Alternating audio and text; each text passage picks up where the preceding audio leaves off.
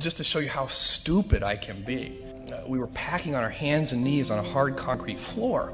And I had this brainstorm. And as I said to the person next to me, this packing is killing me. My back hurts. This is killing my knees on this hard cement floor. And the person said, yeah, I know what you mean. And I said, you know what we need? This is my brilliant insight. We need knee pads. I was very serious. And this person looked at me like I was the stupidest person they'd ever seen. They're like, I'm working for this person. This is great. And said, what we need is packing tables.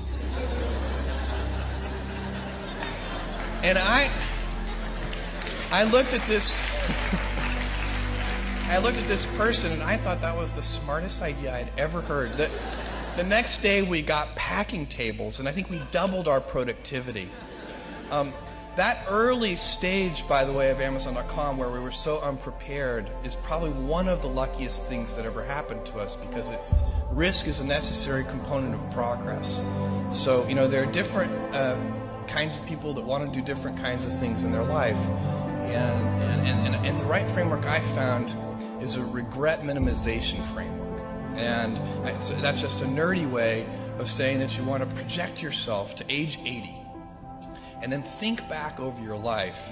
And if you're 80, you want to minimize the number of regrets you have throughout that period of time. I think this is something a lot of people do, maybe subconsciously. Very few people probably name it regret minimization framework, because most people are healthier than that. But it was a very clear way for me to think about making that kind of life decision.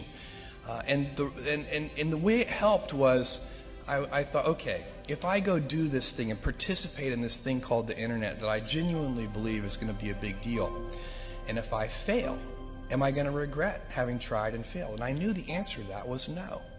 But I also knew that if I didn't try, that I would always regret that. I would always wonder, and it would haunt me.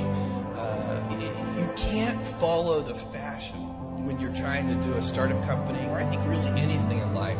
But you have to, as an entrepreneur, if you're gonna build a company, make sure that you are focused on something you're passionate about.